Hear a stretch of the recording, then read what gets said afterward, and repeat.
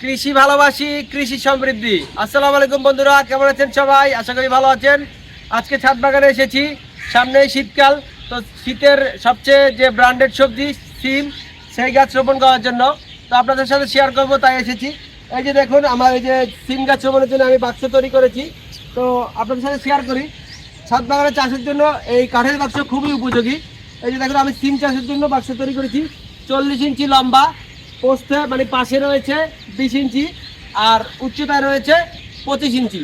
তো এখানে আমি 4টি থেকে 5টি গাছ রোপণ করব, এর জন্য আমি এই বাক্সটি তৈরি করেছি। এরকম আরও একটি বাক্স আমি ওইদিকে তৈরি করেছি। মোট 2টি বাক্সতে আমি সিম গাছ রোপণ করব।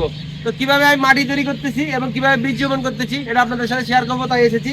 এই যে দেখুন, প্রথমে আমি এই যে আমার খড়, ঘাস, এগুলো শুকিয়ে একেবারে ঝুরঝুরি করে নিয়েছি।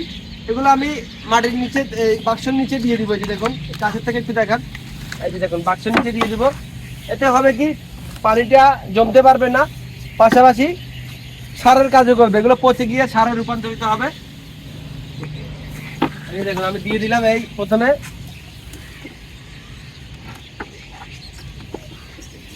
সারগুলো।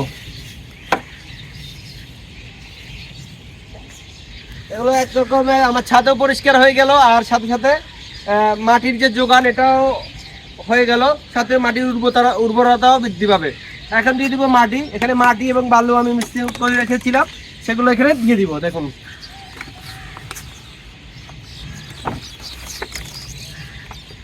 মাটিটা দিয়ে দিলাম 1 বালতি। মাটিগুলো বৃষ্টি পড়েছে তাই একটু ভিজে গিয়েছে, এখানে 1 বালতি দিয়ে দিব। সিম চাষ একেবারে সহজ, কারণ সিম চাষে অতিরিক্ত কোনো সার বা কীটনাশকের প্রয়োজন হয় না। মাঝে মাঝে শুধু স্প্রে করলে হয়ে যায়। আর মাটি তৈরিতেও কোনো ঝামেলা নেই। এখানে মাটি এবং গোবর, বালু, এই 3টে উপাদান দিয়ে আমি মাটি তৈরি করে নিয়েছি। আর এই যে দেখুন, গোবর, এক্সট্রা কিছু গোবর নিয়েছি। এই গোবরগুলো আমি এখানে দিয়ে দিব।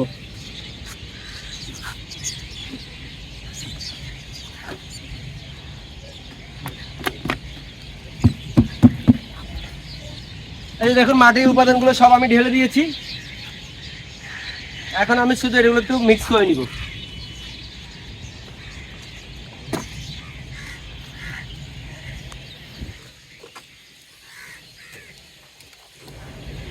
মাটিগুলো ভিজে হলে কিন্তু দেখুন বন্ধুরা, একেবারে ঝরঝরে।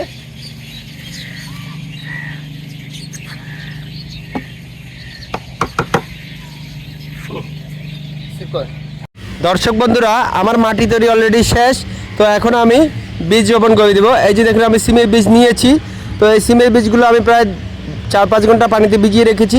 বৃষ্টির দিন বেশি ভিজিয়ে রাখলে আবার পচে যাওয়ার সম্ভাবনা রয়েছে। এই যে মাটিতে আমি এই বাক্সতে 5টি বীজ রোপণ করে দিব। এই যে দেখুন, বিসমিল্লাহির রহমানির রহিম। 1/2 ইঞ্চি পরিমাণ গর্ত করে প্রত্যেকটি বীজ আমি রোপণ করে দিব এবং সুন্দর করে মাটি দিয়ে ঢেকে দিব। কোনো প্রকার পানি প্রয়োগ করবো না আজকে, কারণ পানি দিলে বৃষ্টির সিজন, অতিরিক্ত পানির কারণে আপনার বীজগুলো পচে যেতে পারে। তো ডেকে দিলাম। এখন আমি একটা কাজ করবো, সেটা হচ্ছে পাখি বা অন্যান্য কীটপতঙ্গ যেন নষ্ট না করতে পারে, জন্য এটার উপরে একটা নেট দিয়ে দিব। দেখা যায় প্রায় সময় আমরা অনেক যত্ন করে আপনার বীজ রোপণ করি, কিন্তু শেষমেশ দেখা যায় যে পাখিতে চারা গজানোর পর পাতাগুলো, কচি পাতাগুলো খেয়ে ফেলে। এই যে দেখুন, নেটটা আমি দিয়ে দিচ্ছি। এখন আর পাখিতে কোনোভাবেই খেতে পারবে না এবং পর্যাপ্ত আলোও পড়বে, বাতাসও পড়বে। আর একটা জিনিস খেয়াল রাখতে হবে, যেন আপনার অতিরিক্ত বৃষ্টি না পড়ে। অতিরিক্ত বৃষ্টি পড়লে কিন্তু তখন আপনার বীজ পচে যাবে। তাই যখন দেখবেন যে বৃষ্টি পড়তেছে, তখনই বীজগুলো একটু ঢেকে দেওয়ার চেষ্টা করবেন। তো এইভাবে আমি বীজ রোপণ করলাম সিম গাছের। আপনারাও অতি শীঘ্র রোপণ করুন, তাহলে ফলাফল পাবেন। আর আমার ভিডিও ভালো লাগলে অবশ্যই আমার চ্যানেলটি সাবস্ক্রাইব করে দেখবেন। ভালো থাকবেন সবাই।